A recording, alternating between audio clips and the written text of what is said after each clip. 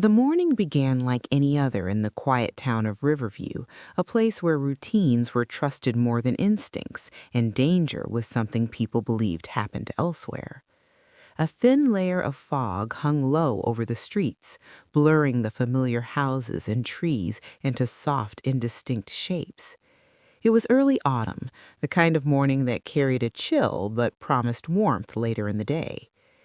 Emily Carter, 14 years old, stood near the front door of her house, adjusting the straps of her backpack. Her brown hair was tied into a loose ponytail, a few strands falling across her face as she checked her phone for the time.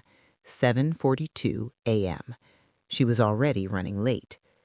Her mother, Laura Carter, stood in the kitchen doorway, arms crossed, watching her daughter with the instinctive concern of a parent that never truly faded.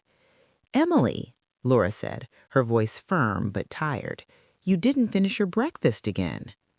"I'm not hungry," Emily replied, slipping her phone into her pocket. Her voice was flat, distant. "You say that every morning," Laura insisted. "At least take the apple." Emily hesitated, then took the apple without meeting her mother's eyes. For a moment, it felt as though she wanted to say something more, something important, but the words never came. "I'll be late today," Emily said suddenly, her hand already on the door handle. Laura frowned. "Late? Why?" "Just stuff, school stuff." That answer didn't satisfy Laura, but before she could press further, Emily opened the door. Cold air rushed in, carrying the damp smell of fog and wet pavement. "Text me when you get to school," Laura called out. Emily paused for half a second, then nodded. "Yeah, I will." Those were the last words Laura Carter ever heard her daughter say. Emily stepped onto the sidewalk and began walking toward Riverview Middle School, a route she had followed almost every weekday for the past 3 years. It was a simple path, 2 streets down, past the corner grocery store, then along the bus stop where older kids gathered before heading to the high school nearby. Several neighbors were already outside. Mr. Holloway, who always walked his dog at the same time, gave Emily a brief wave. She waved back, though her smile didn't quite reach her eyes. As Emily walked, she glanced at her phone again. There were no new messages, but she opened her inbox anyway, scrolling through conversations.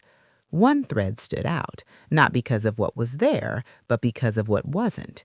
Messages had been deleted, entire exchanges erased as if they had never existed. She slowed her pace slightly near the bus stop, her eyes scanning the foggy street ahead. For a moment, she stopped altogether. A bus driver later reported seeing her standing there, frozen as though she had recognized someone. But at the time, no one thought it was strange. People often paused there to adjust a bag, check their phone, or wait for friends. Emily took a step forward, then another. She adjusted her backpack, took a deep breath, and continued walking.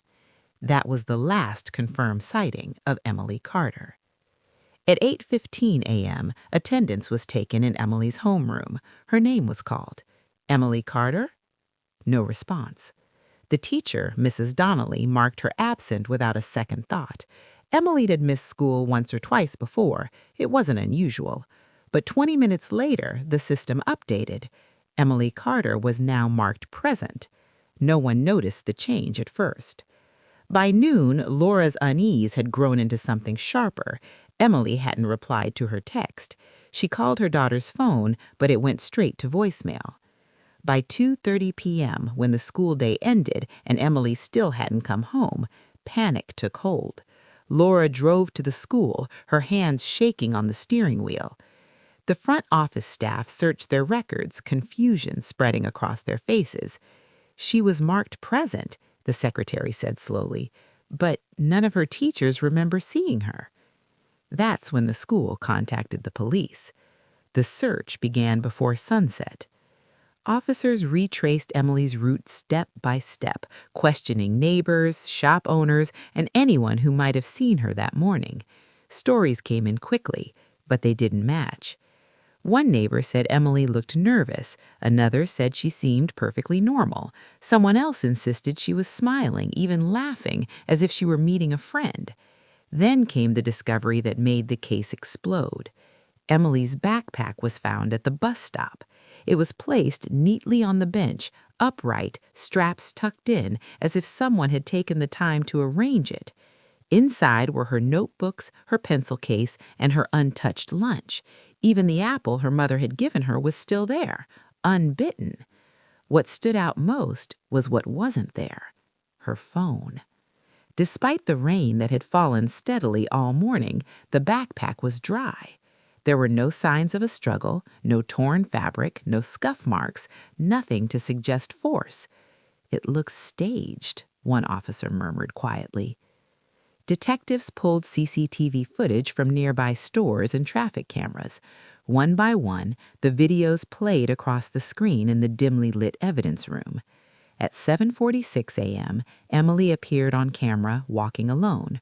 Her head was down, her pace steady. At 7:49 a.m., she slowed.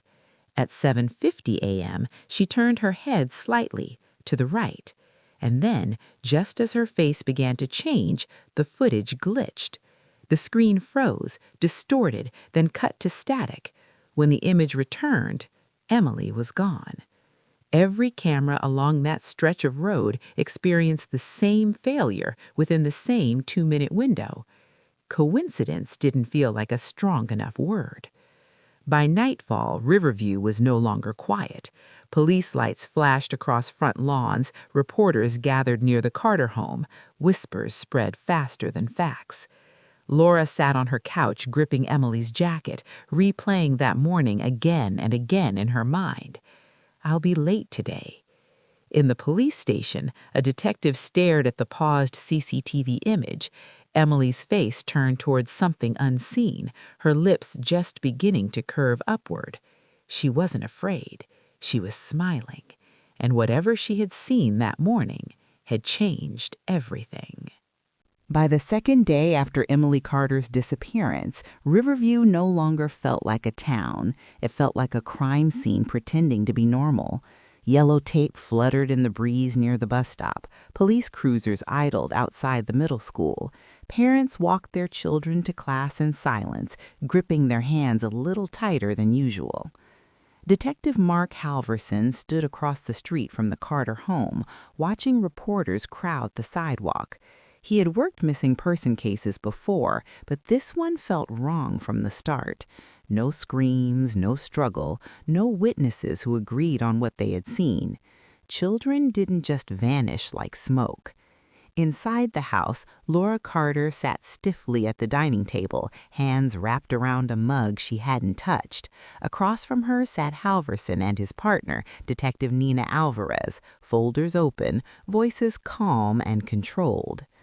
"Mrs. Carter," Halverson said gently, "we need to ask a few more questions about Emily's recent behavior." Laura nodded, eyes hollow. "She was quieter," she admitted. "Not sad exactly, just distracted." "Did she ever mention being afraid of someone?" Alvarez asked. Laura hesitated. "No, but she asked strange questions about changing schools, about whether people ever leave town and start over." That answer stayed with Halverson long after they left the house. At Riverview Middle School, tension sat heavy in the hallways. Students whispered in clusters. Teachers struggled to keep order. Every locker slam sounded too loud. Emily's best friend, Maya Thompson, sat alone in the guidance counselor's office, knees bouncing uncontrollably. She was 13, sharp-eyed, and usually outspoken. Now she barely looked up when Detective Alvarez sat across from her. "Maya," Alvarez said softly, "you were close to Emily. Did she tell you anything unusual before she disappeared?" Maya's fingers twisted in her hoodie sleeves. "She said someone was helping her." "Helping her with what?" Alvarez pressed. Maya swallowed. "I don't know. She wouldn't say." "Did she say who it was?" Maya shook her head quickly, too quickly. "No." Alvarez noticed the fear in her eyes, not confusion, not sadness, fear. As they stood to leave, Maya whispered, barely audible, "She trusted them." "Trusted who?" Alvarez asked, turning back. But Maya had already closed off, staring at the floor, jaw clenched. Detectives widened their focus. They interviewed teachers next. Most were cooperative, some were defensive. Mr. Leonard, the history teacher, remembered Emily as quiet and polite. Mrs. Donnelly, her homeroom teacher, insisted Emily had been absent that morning until Alvarez showed her the attendance record. "I didn't change it," Mrs. Donnelly said, frowning. "I wouldn't even know how." "Someone did," Halverson replied, from a staff login. That fact shifted the entire case. Access to the attendance system was limited. Teachers, administrators, office staff, people everyone trusted. Meanwhile, digital forensics finally broke through Emily's phone records. Though the phone itself was missing, backups revealed something disturbing. The night before her disappearance, Emily had exchanged dozens of messages with a contact saved only as A. Most of the messages were gone, deleted carefully, but fragments remained. "Tomorrow morning, same place. Don't tell anyone. I promise this fixes everything." Alvarez felt a chill crawl up her spine. This wasn't random. She was meeting someone.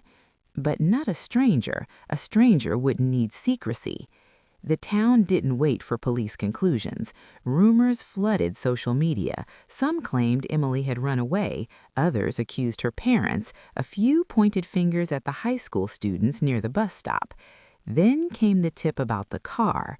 A grocery store cashier reported seeing Emily talking to someone in a dark sedan a week earlier, near the same bus stop. She couldn't remember the license plate, but she remembered the way Emily stood close to the window, relaxed. "She didn't look scared," the cashier insisted. "She looked relieved." That detail contradicted the kidnapping theory, and it terrified Halverson more. Late that night, Alvarez sat alone in the evidence room, replaying interviews, faces, voices, tiny changes in tone. One thing stood out. During his second interview, Vice Principal Robert Klein had altered his statement. The first time, Klein said he hadn't seen Emily that morning. The second time, he said he thought he saw her in the hallway, but wasn't sure. People didn't suddenly remember details like that. Alvarez pulled his file again. Klein had been at Riverview Middle School for 12 years, trusted, respected, access to every system in the building. She didn't accuse him, not yet, but she circled his name in red ink.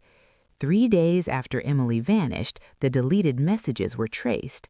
The number belonged to a prepaid phone, but payment records led somewhere unexpected. The phone had been purchased using a school-issued account, not a student account, a staff account. Alvarez stared at the screen, her pulse pounding. "Mark, you need to see this." Halverson leaned over her shoulder, reading silently. "Inside the school," he muttered. "Jesus." Before they could act, something else happened. Emily's locker was broken into. Nothing was stolen because nothing valuable was there, but someone had searched it thoroughly, leaving books scattered, pages bent, corners torn. Whoever it was had been looking for something, or making sure something was gone. That night, Maya's mother called the police. Maya had locked herself in her room, crying uncontrollably. When Alvarez arrived, Maya finally broke. "She told me not to tell. She said they'd get in trouble. She said they were helping her fix a mistake." "What mistake?" Alvarez asked gently. Maya shook her head. "I don't know, but she met them before school, always before school." "Who, Maya?" Alvarez pressed. "Who did she meet?" Maya lifted her tear-filled eyes. "It was someone from school, an adult."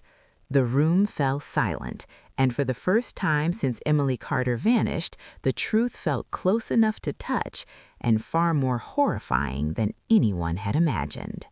By the time the sun rose over Riverview on the fourth day, the case had already begun to rot from the inside. Detective Mark Halverson felt it the moment he walked into the station. Conversation stopped when he passed. Eyes lingered too long. Doors closed a little too quickly. In a town this small, secrets didn't stay hidden, but they could be protected. especially when powerful people were involved. The revelation that Emily had been meeting an adult from school should have accelerated the investigation. Instead, it slowed it down. "Careful," the captain warned Halverson during a closed-door meeting. "These are serious allegations. We can't afford mistakes." Halverson understood the words beneath the warning. Don't dig too hard. Detective Nina Alvarez ignored the warning. She re-interviewed staff members, this time watching not just what they said, but how they said it. Hands trembling, eyes avoiding contact, voices tightening at specific questions. Vice Principal Robert Klein remained calm, too calm. "I already told you," Klein said evenly. "I don't recall seeing Emily that morning." "You changed your statement. That concerns me." Klein smiled thinly. "Trauma can affect memory." "So can guilt," Alvarez said quietly. Klein's smile vanished for just a second. It was enough. The prepaid phone trail ended abruptly. Whoever had used it had destroyed the device. No pings, no location data. A dead end, too clean to be accidental. Then evidence began to disappear. A copy of the attendance log vanished from the evidence locker. CCTV backups Alvarez had personally flagged were suddenly corrupted beyond recovery. An interview with a janitor who claimed to have seen Emily inside the school briefly that morning was mislabeled and overwritten. Someone wasn't just hiding the truth, they were erasing it. Public pressure mounted, news vans lined the streets, commentators speculated endlessly. Emily's parents watched helplessly as strangers debated their daughter's fate on television. Runaway, abduction, trafficking. No one mentioned the truth forming quietly beneath the noise. Laura Carter stopped sleeping. She sat at the kitchen table night after night, staring at Emily's empty chair, replaying every detail of her daughter's last days. The questions never stopped. Why did you say you'd be late? Who were you meeting? Why didn't I stop you? 3 weeks passed, then 4, then 6. The search team scaled back, leads dried up, tips slowed to nothing. The case was officially downgraded to inactive pending new evidence. Emily Carter became another photograph on a wall, another face frozen in time. Halverson hated himself for it. He knew the truth was close, close enough to hurt, but every path toward it had been blocked, warrants denied, requests delayed, witnesses suddenly unable to remember. The system wasn't broken, it was working exactly as designed. 2 years later, Riverview celebrated the opening of a new school wing. The banners were bright, the speeches were cheerful. No one mentioned Emily. Her parents didn't attend, they had become ghosts in their own town. It was Detective Claire Morrison, newly transferred from out of state, who reopened the file. She didn't know the people, didn't know the politics, didn't know who she was supposed to protect. What she knew was this: the case didn't make sense. Why alter attendance records for a missing child? Why suppress evidence in a disappearance with no ransom, no suspect, no closure? Morrison read every page, then she noticed something small. A report referenced but never included. A supplemental statement from a patrol officer on day 1. It had never been logged, never signed, never followed up. The officer was Tom Becker, now retired. Morrison drove to his house without calling ahead. Becker answered the door slowly, eyes narrowing when he saw her badge. "I told them everything," he said before she spoke. "They didn't listen," Morrison replied. Becker hesitated, then stepped aside. Inside, the house smelled of dust and old coffee. Becker sat heavily on the couch, hands shaking. "I saw her, Emily, that morning." "Where?" Morrison asked. "Inside the school." Morrison's breath caught. "That contradicts the official timeline." "I know," Becker said bitterly. "That's why they buried it." He explained how during the initial search, he'd gone inside Riverview Middle School to use the restroom. Near the administrative wing, he saw Emily standing near an office door. She wasn't panicking, Becker said. She looked nervous but not scared. Was she alone? No, Becker swallowed. An adult was with her. I didn't recognize him at first. He had his back turned. Morrison leaned forward. Who was it? Becker closed his eyes. Vice Principal Klein. The room felt suddenly too small. Why didn't you push this? Morrison demanded. They told me to drop it, Becker snapped bitterly. Said I was mistaken, said I could lose my pension if I kept talking. Silence fell between them. Did you see where they went? Morrison asked. Becker nodded. Toward the old maintenance hallway, the one that connects to the parking lot behind the gym. A place with no cameras. Morrison returned to the station and dug deeper, quietly. She found old blueprints, maintenance logs, renovation permits filed shortly after Emily vanished. One room stood out. A storage space behind the gym sealed off weeks after the disappearance due to structural concerns. The room had been emptied, cleaned, painted. Then a witness came forward, not willingly. A former custodian, now living 2 towns away, contacted Morrison anonymously. I can't live with it anymore, he said over the phone. Morrison drove through the night. The custodian's voice shook as he spoke. That morning, I heard crying from the maintenance hallway, a girl's voice. Then someone yelled at me to leave. Who? Morrison asked. I didn't see his face, the man said, but I knew his voice. He paused. It was Klein. Morrison sat in her car afterwards, heart pounding. Emily hadn't vanished. She had been taken somewhere close, somewhere hidden, and everyone who could have stopped it had looked away. As Morrison prepared her report, she knew what would happen next. Resistance, denial, retaliation. But this time the truth had witnesses, and it was done being buried. Detective Claire Morrison knew the moment she submitted her report that there would be consequences. The document was detailed, careful, and explosive.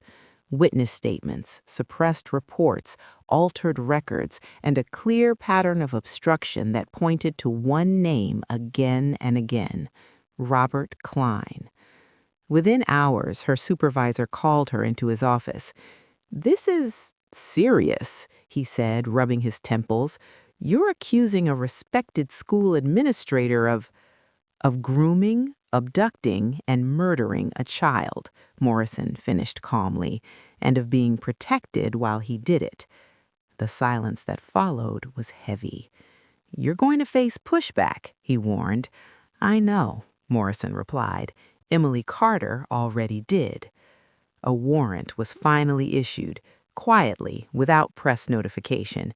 Klein was brought in for questioning just after school hours, escorted through a side entrance to avoid attention. He looked smaller in the interrogation room, older, but his eyes were sharp, calculating. "I want a lawyer," he said immediately. "You'll get one," Morrison replied, sitting across from him. "But first, I want you to listen." She laid out the evidence slowly.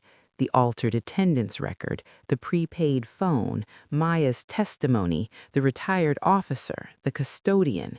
With each piece, Klein's confidence thinned. "You were helping her. That's what you told Emily, wasn't it? That you could fix her problem." Klein said nothing. "She trusted you," Morrison said quietly. "That's why she smiled on the camera. She thought she was safe." His jaw tightened. "You didn't plan to kill her," Morrison went on. "Not at first. You planned to control her, but something went wrong." Still, he said nothing. Morrison slid one final photograph across the table.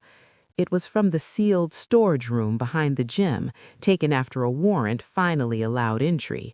Behind fresh paint and new drywall, forensic teams had found what renovations couldn't erase: blood traces, hair, DNA. Emily's.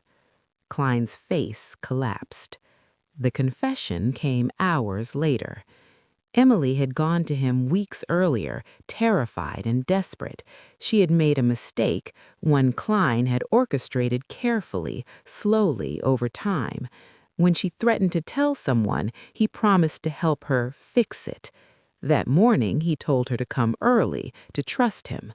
When she panicked in the maintenance hallway and tried to leave, he lost control. The rest was buried, literally and figuratively, by fear, power, and silence. The arrest was made public the next day. Riverview exploded. Parents screamed outside the school, reporters descended, old interviews were replayed, now dripping with irony. Every smiling photo of Klein became unbearable to look at. Maya Thompson broke down when she heard the news, not from shock, but from release. "I wanted to tell," she sobbed to her mother. "I was just so scared." Laura and James Carter were informed privately. They listened in silence as Morrison explained everything. There were no screams, no tears at first, just stillness. "Where is she?" Laura finally asked. Morrison swallowed. "We found her." Emily Carter was laid to rest under a gray sky. The town gathered in quiet shame. Teachers stood with heads bowed. Officers stood rigid. Neighbors avoided eye contact. Too many people had noticed something and done nothing. Laura placed the apple Emily never ate on the grave. "I should have asked more questions. I should have listened harder." James wrapped an arm around her, his face carved with grief that would never fully heal. The trial was swift and devastating. More evidence surfaced, other near victims, complaints that had been quietly dismissed years earlier, warnings ignored, files buried. Klein was sentenced to life without parole, but for many in Riverview, it didn't feel like justice. It felt like exposure. Policies changed, oversight committees formed, mandatory reporting laws tightened, training sessions were held. But those changes came too late for Emily. Her story became a case study, a headline, a cautionary tale. She vanished on her way to school, but the truth was worse. She never made it out. Years later, Detective Morrison returned to Riverview for a conference on cold cases. She stopped by the old bus stop. The bench was gone, replaced by a small plaque. "In memory of Emily Carter. Always seen, always remembered." Morrison stood there for a long moment, listening to the sounds of children laughing in the distance. Danger, she knew now, rarely looked like danger. Sometimes it looked like authority, like trust, like help. And sometimes the mystery wasn't unsolved at all. It was simply ignored until someone finally refused to look away. Final note: Emily Carter didn't disappear because no one knew the truth. She disappeared because too many people chose silence. And silence, more than anything else, let the crime survive.